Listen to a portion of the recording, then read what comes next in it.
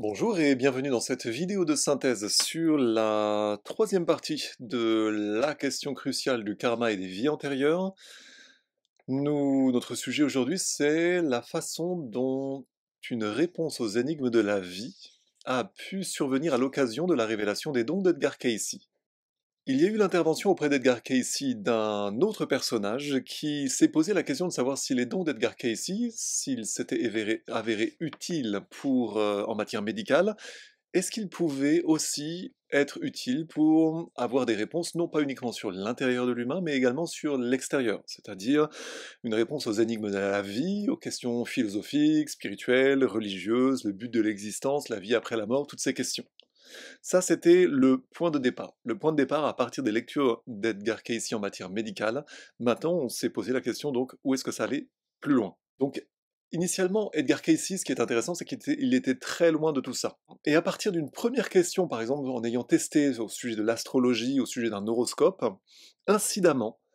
on a buté sur la question des vies antérieures à l'occasion d'une des nouvelles lectures d'Edgar Cayce.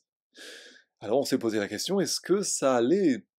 confirmer l'ancienne théorie ou l'ancienne croyance en la réincarnation. Et après, quels enseignements on pourrait en tirer, parce qu'il y avait un potentiel bouleversant et bouleversement pour tous les aspects philosophiques, religieux et même pour la psychologie humaine. Si les vies antérieures étaient prouvées, ça avait un certain nombre d'implications. On a eu une réponse incidente sur la question de l'astrologie, dans laquelle il y a une part de vérité, avec une sorte d'impression magnétique sur l'être humain des astres, mais aussi des constellations. Par contre, il y a un lien inattendu, donc auquel on ne s'attendait pas entre l'astrologie d'une part et les vies antérieures d'autre part, avec donc une combinaison des influences planétaires et des héritages antérieurs. Ça, c'est ce qui est venu comme réponse à l'occasion donc des lectures d'Edgar Cayce. Et autre chose, il y avait l'influence de l'astronomie, de l'astrologie sur la santé, et là, il y a des ponts assez méconnus qui, de fait, nous feraient arriver sur de la médecine chinoise.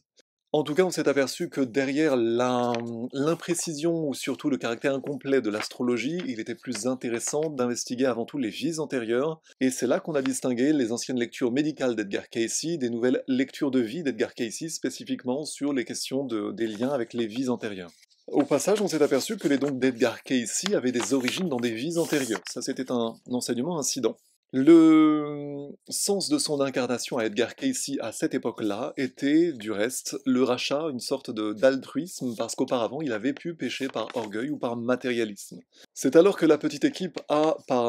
déployé une sorte d'empirisme scientifique pour découvrir notamment qu'il y avait une extraordinaire corrélation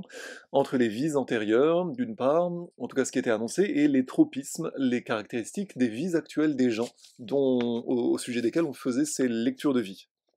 Donc voilà, par empirisme scientifique, de doutes en enthousiasme, en fait l'enthousiasme l'a emporté parce que il y avait vraiment une précision frappante derrière les lectures d'Edgar Cayce. Pourtant, Edgar Cayce avait un arrière-plan chrétien qui l'a amené largement à douter quant à tout ça, et avec également des confusions multiples par rapport à la fois à une sorte de mauvais orientalisme d'un côté, ou de mauvaise lecture chrétienne, mauvaise appréciation chrétienne de certaines des théories, des croyances non chrétiennes dans des vies antérieures. C'est bien souvent parce qu'il y a eu en fait des excès ou des incompréhensions des deux côtés que la question des vies antérieures a pu être perturbée ou viciée dans l'esprit d'Edgar Cayce, ce qui donc l'a amené à pas mal de doutes. Donc une double déformation quelque part, des côtés sectaires ou des déperditions d'enseignement, tant du côté oriental que du côté occidental, avec y compris des déviances sectaires et compagnie. Pourtant, il a existé de tout temps une véritable doctrine de la réincarnation qui avait bien plus de sens que les versions, on va dire, plus ou moins décadentes ou mal comprises ne voulaient bien le faire accroire. Et en ce sens, on s'est aperçu que derrière le sens de la réincarnation, il y avait vraiment toute une évolution de vie en vie, et voilà le vrai sens des réincarnations, en fait, une évolution de vie en vie, jusqu'à une sorte d'idée de perfection christique que l'on retrouve tant du côté du christianisme que du bouddhisme, par exemple. Et en ce sens, il a été envisagé que l'Orient et l'Occident n'étaient pas irréconciliables, que le christianisme et le bouddhisme n'étaient pas irréconciliables. En tout cas, on a aperçu des choses à l'occasion des enseignements glanés dans les lectures d'Edgar Cayce, on s'est aperçu qu'il y avait en fait une certaine cohérence, avec notamment des commandements christiques qui pouvaient être tout à fait en accord avec le sens de la doctrine de la réincarnation si elle est bien comprise, et même s'il n'y avait pas de mention directe de la réincarnation dans la Bible, il y avait des sous-entendus troublants et ou des références souvent implicites, mais qui permettaient d'envisager un lien. Du reste, certains pères de l'Église y croyaient, et ce qui permettait d'envisager une certaine déperdition de la connaissance christique ou des origines antérieures des enseignements chrétiens provenant d'autres paganismes qui acceptaient justement la réincarnation. On a ça notamment avec, je crois, Origène, et on reverra ces sujets-là. D'autres questions, par contre, étaient laissées en suspens, c'est-à-dire que les lectures de vie faisaient buter sur des sujets qui étaient parfois étonnamment inattendus. Par exemple, la question de savoir si on parlait d'anciennes civilisations très peuplées, comment se faisait-il que, à quel endroit étaient les âmes, de quelle façon, comment s'articulait tout ça, sachant en plus qu'on avait des références inattendues à l'Égypte ancienne ou à la Rome antique, jusque-là tout va bien, mais également à d'autres périodes tout à fait inattendues, comme par exemple celle de l'Atlantide, au sujet de laquelle on ne connaissait pas grand-chose au moment des lectures d'Edgar Cayce, et à vrai dire, aujourd'hui on n'en connaît pas énormément plus. Néanmoins, il y a eu tout de même des preuves ou des bizarreries archéologiques entre-temps qui ont été découvertes.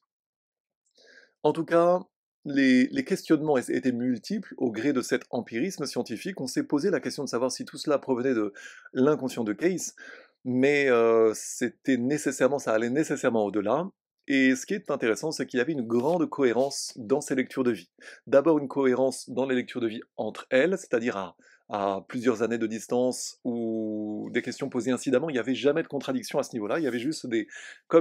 clarifications, des éléments additionnels. Il y avait donc une cohérence, il y avait aussi une cohérence par rapport à l'histoire. Parfois, on découvrait des pans d'histoire inattendus à l'occasion de lectures de vie qui, en apparence, semblaient peut-être incohérentes ou sur tel ou tel personnage, on ne savait pas, on pensait que tel ou tel personnage n'était pas allé à tel ou tel endroit, puis finalement on s'apercevait que c'était vrai. De même qu'on rassemblait parfois des preuves sur des vies antérieures qui pouvaient être retrouvées dans la matérialité, dans des archives, dans des pierres tombales, des choses comme ça. Donc il y avait des accumulations ou des confirmations des preuves, des éléments qui étaient corroborés comme ça, et encore une fois une valeur prédictive à travers des choses qui étaient justement très précises, très corroborées, par exemple les dons développés dans des vies antérieures, le tempérament, l'aptitude, et surtout donc les preuves inattendues à la fois historiques ou tout à fait matérielles. Donc c'est là où on s'est aperçu d'une validation des lectures de vie, même si elles laissaient de nombreuses questions en suspens. Il y avait là encore de multiples références christiques, c'est aussi intéressant parce que, encore une fois, on réunifiait, on laissait envisager la cohérence en fait entre la doctrine chrétienne, ce qui était marqué dans la Bible, même si on ne parlait pas précisément du mot réincarnation, on s'apercevait que la leçon était toujours la même, et en ce sens christique, avec des références données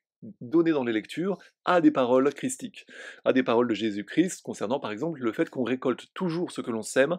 et on subit toujours ce que l'on est amené à faire subir aux autres, d'où l'importance des choix spirituels,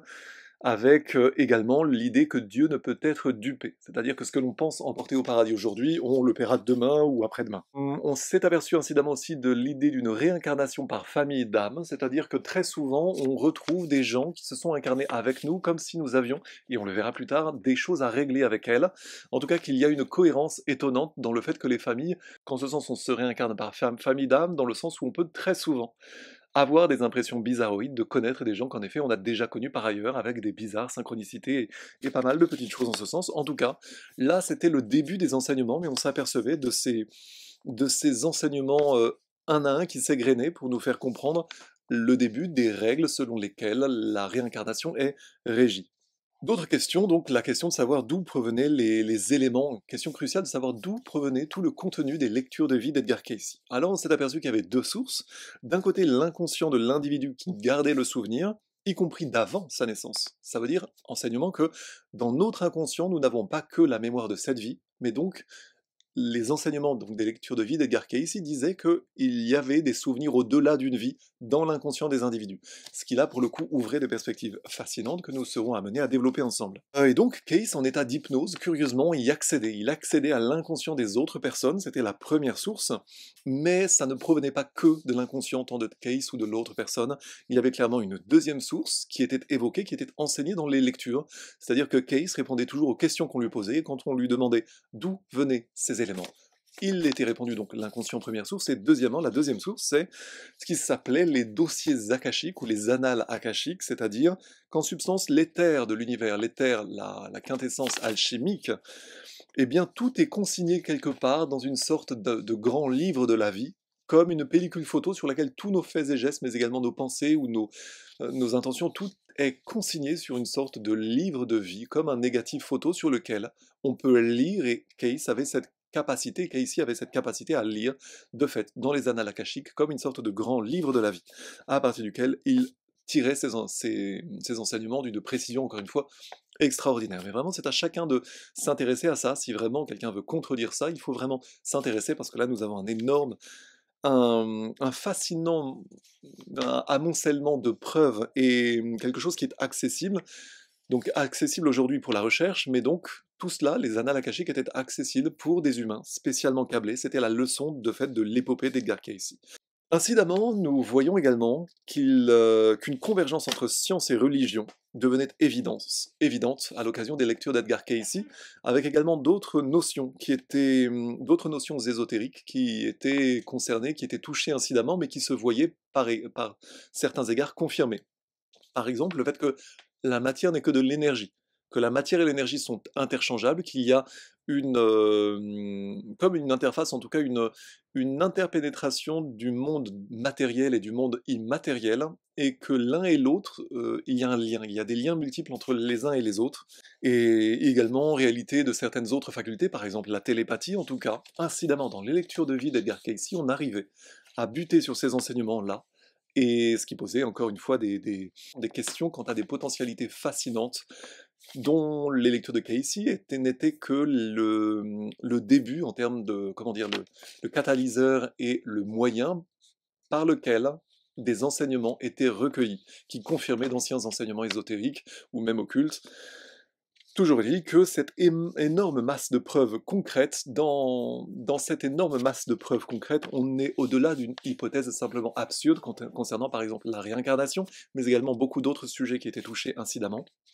En tout cas, on obtenait une réponse, en tout cas un début de réponse aux questions cruciales de la vie,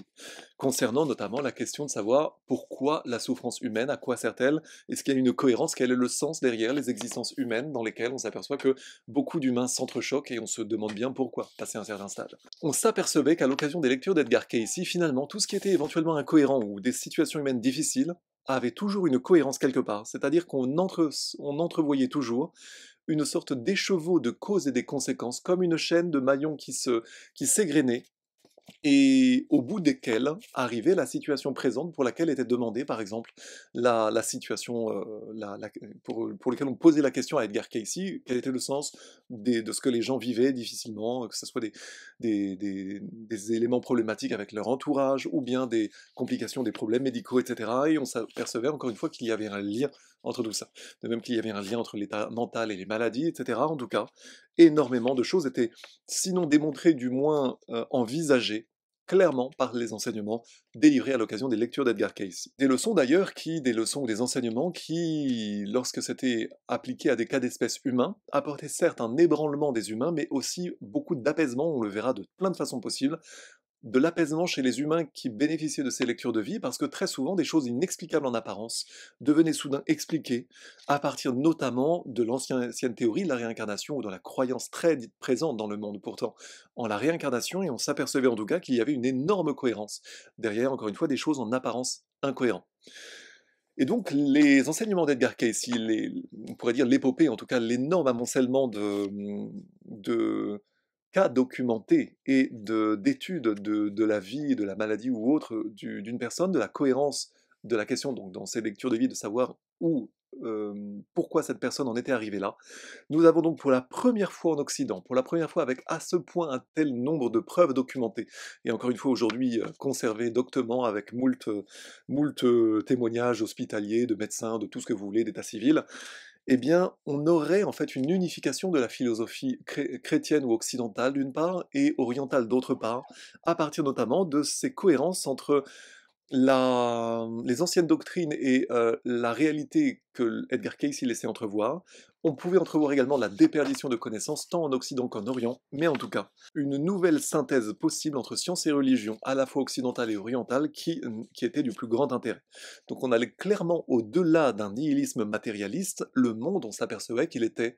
régi en fait par des lois de cause à effet, et c'est ce que l'on appelle de fait le karma en fait, en sanskrit, c'est-à-dire la loi de cause à conséquence. On voit ça par exemple dans les films orientaux, les films chinois notamment, qui vont souvent parler, vous voyez par exemple le film Le Maître d'Armes, à un moment on a une maîtresse de maison qui parle du fait que oui, nous sommes très attachés à la loi de cause à conséquence. En fait, on parle de la même chose, on parle du karma au sens d'une cohérence dans les vies antérieures, dans le fait que ne pas nuire et veiller à une certaine harmonie de comportement vis-à-vis des autres, plutôt que de créer des problèmes qui vont, de fait, dont on s'aperçoit que de vie en vie, les problèmes doivent être plus tard solutionnés, comme, en fait, comme une dette envers une personne qui aurait été contractée à l'occasion d'un mauvais agissement envers une personne qui va se retrouver plus tard de vie en vie jusqu'à ce qu'elle soit soldée. Et ça, c'est absolument fascinant parce qu'il y a donc du sens derrière les apparences. Et au-delà de la malchance, au-delà des incohérences, de la souffrance ou des frictions entre les humains, il y a donc un aspect éducatif du karma, bien plus que punitif. Ça, c'est vraiment quelque chose à retenir. Le karma, on le verra de plein de façons différentes. Le karma n'est pas punitif, il est avant tout éducatif. C'est vraiment quelque chose de fascinant. Il y a une loi de cause à conséquence, mais qui a une cohérence, et une cohérence éducative, et pas du tout punitive. C'est-à-dire que euh, la punition peut être éducative, mais le but avant tout est éducatif. Ça veut dire qu'il peut y avoir clairement des punitions karmiques, mais aussi nous verrons qu'avec une conscience spirituelle supérieure, il est possible également de modifier son karma, d'édulcorer son karma, ou d'apaiser quelque chose que nous devons subir comme dette contractée. Donc la question universelle du rachat, de comment se racheter, comment s'opère ce paiement, cette loi de cause à conséquence dans l'histoire humaine, c'est vraiment un sujet absolument fascinant. Mais en fait, on s'apercevait que finalement toutes les situations humaines présentes sont liées à du mérite ou à du démérite, au gré de comportements actuels comme passés, dans cette vie ou dans d'autres vies, mais qu'il y a vraiment une loi immanente de cause à conséquence qui finalement nous guide dans nos relations avec les humains que nous avons à croiser. Et il y a souvent beaucoup plus de sens derrière l'absence de logique apparente. C'est vraiment la grande leçon de tout cela, c'est qu'il y a une énorme école de sagesse et de la perfection qui de fait est sous-jacente à toutes les religions et qui contient de fait l'agrégat de cet enseignement compris à travers les âges, c'est que chacun de nos comportements humains est régi par une grande loi. Et de fait, c'est une loi, c'est une compréhension des choses qui commande beaucoup d'humilité, mais avant tout l'action et non pas le fait de subir passivement ce qui nous arrive, mais de progresser en conscience et de bien comprendre que dans nos entrechoquements vis-à-vis des autres, très souvent, nous avons des choses à comprendre. Et c'est ce que là, de mon expérience personnelle, je peux vous dire que tout ceci est vrai et nous aurons l'occasion d'en reparler. Mais voilà donc pour le résumé synthétique de cette troisième vidéo, donc sur la question du karma et des vies antérieures. Donc la loi de cause à conséquence, ce que l'on appelle dans le monde chrétien la justice immanente qui de fait existe bien au-delà d'un matérialisme nihiliste qui donc nous impose de le comprendre pour ne pas tout le temps subir nos vies, mais pour au contraire être des facteurs agissants d'une meilleure cohérence de nos relations avec les autres. Je pense qu'il y a des énormes enseignements derrière tout cela que nous égrenerons donc dans les vidéos suivantes parce que, en effet, ce sujet est passionnant et peut, encore une fois, aider beaucoup de monde. Je vous remercie de votre attention et je vous donne rendez-vous dans la version longue de cette vidéo si vous voulez développer ce sujet. En attendant les vidéos suivantes, donc nous aurons à chaque fois des vidéos complètes et des vidéos synthétiques pour que chacun ait donc le calibre de contenu qui lui convient suivant le temps, suivant voilà, comme un peu un produit d'appel, mais avant tout, il s'agit de comprendre les versions courtes et les versions longues des choses. Quiconque contestera la version courte ira chercher la version longue et vice versa. Voilà, voilà. Je vous remercie pour votre attention.